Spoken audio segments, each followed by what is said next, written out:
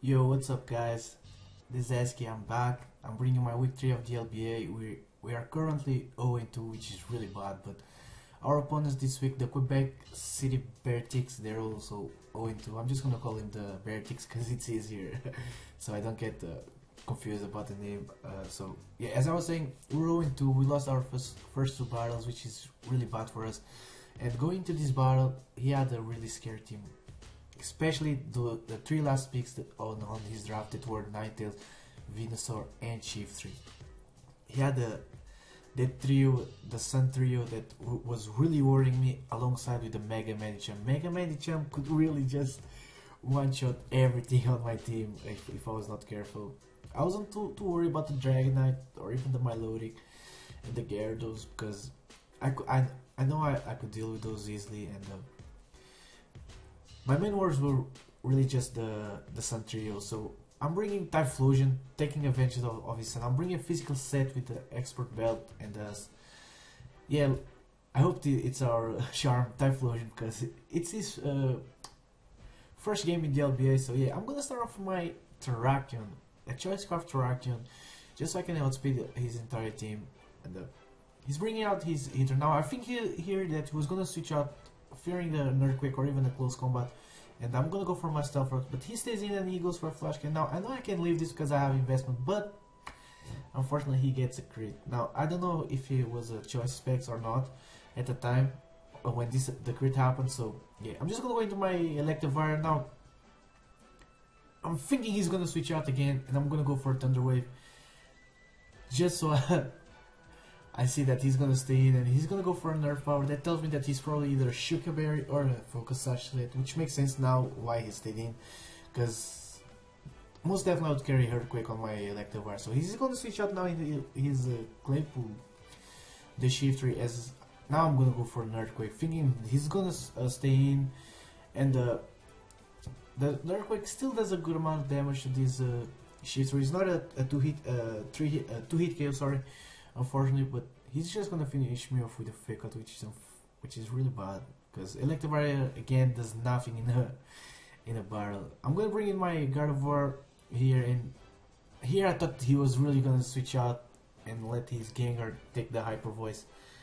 I really thought that, but then as soon as I hit Omega Evolution and Psychic to hit the Gengar, I see that he stays in, and Psychic does not affect the Shifter because he's a Dark type from 4, and he goes for the Fog, and this is a huge play on his part and a huge misplay on my part, because now I have no way to put my rocks again, and his Gyarados, his Gengar, and even his Hitron, and this thing, the Ninetales, cannot start coming in as much as he wants and not take any extra damage. No, I did go for the Hyper Voice now because I'm in a position where I cannot overpredict anymore.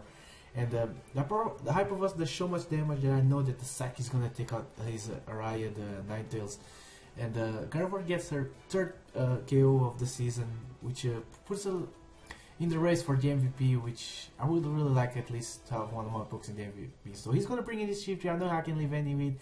He goes for the Seed Bomb, does over half, and I'm just gonna finish off him with an Hyper Voice. So this is the second kill my Gardevoir picks up in this battle. So he's gonna bring in his Gengar now, and I'm fearing a Shadow Ball or either a Sludge Bomb. So I'm just gonna switch out in my Kofagus because to see what kind of set he's in now. I see the Sludge Bomb. Sludge Bomb doesn't do much damage. I know it's resistant and all, but from that damage, I started thinking that he's probably a Choice Craft. Now he switched out here, and him switching out here made me really think that he was a Choice Craft. So I'm gonna go for a knockoff on the switch, and gonna catch his Venusaur on the switch, which is really good because I get rid of his Black Sludge, and this thing now is not as bulky. I'm gonna say it's not as bulky as he planned it to be. So he's gonna go for Growth, and this is really scary because with Sun, this thing can outspeed my entire team. So I go for a Will-O-Wisp just to put this thing on the time now that he doesn't have the Black Sludge.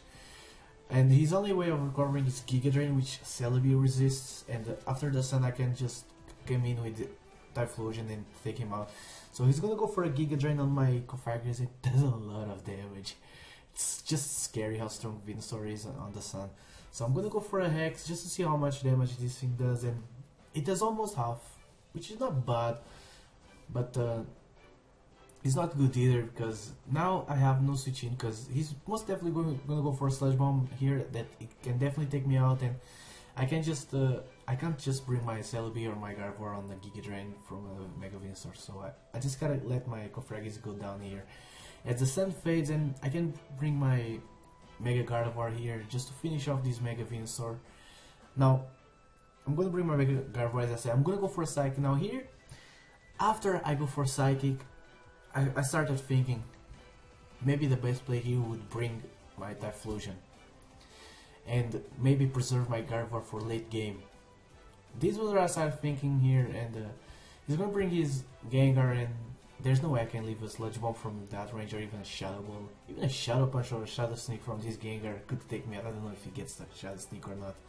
So I'm gonna bring myself, because I'm thinking he's Scarf at this point, and I'm gonna go for a Thunder Wave. I have to go for a Thunder Wave either way, because my Typhlosion is not a Scarf set, so I cannot outspeed him anyways.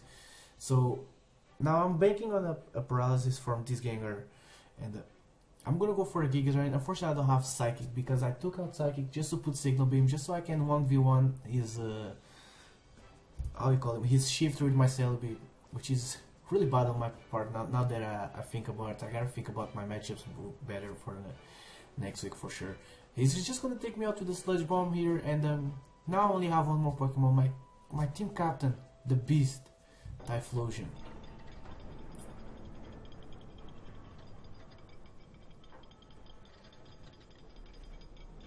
For the first time in the LBA, Typhlosion is unleashed, and he's gonna go for a Fire Punch on this Gengar as this thing goes for a Destiny Bomb, and I'm like, alright, no problem, because I'm bringing Will-O-Wisp on my Typhlosion this week, and this is huge because I go for a Will-O-Wisp, he gets paralyzed, and I can take him out with a Thunder Punch. No, I went for a Thunder Punch here just in case he went for either for the Heatran or for the Gyarados, trying to preserve the score, so I could hit him, and if he went for the Heatran, I could probably break his Sash and then go for Earthquake, which would be a guarantee 1 hit KO unless he was a Shuka Berry.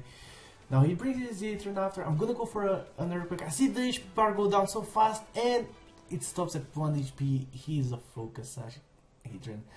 He doesn't get paralyzed as he goes for the Earth Power, but I have HP investment on this Typhlosion and I can leave it. I'm just gonna go for a Thunder Punch, just in case again he tries to switch out in his Gyarados and tries to get a better score for this battle.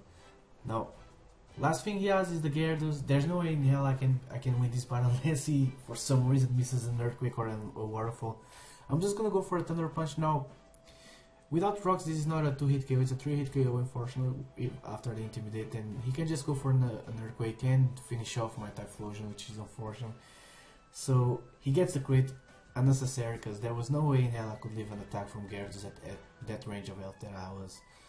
So yeah, at this point we're 0-3 with a -3 differential.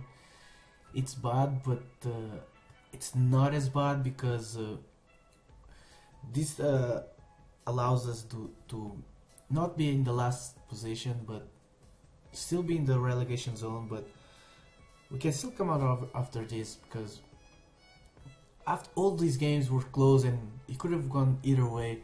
First week was a bad planning on my part, just in terms of nature. Everything else was on point to what I predicted about Battle 2 was. Week 2 was a battle down to the wire. My double scarf worked against the Stardasher and the Latin Polish, especially catching his Wave Violent with my Celebi.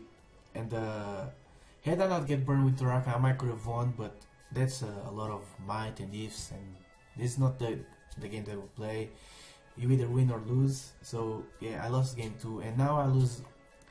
This game I lost mainly because the first 5-6 turns of the battle where I just overpredicted everything, so it was just really bad on my end. And yeah, Matt did he really deserved the victory this week. So yeah, week 4 we're facing who we're facing?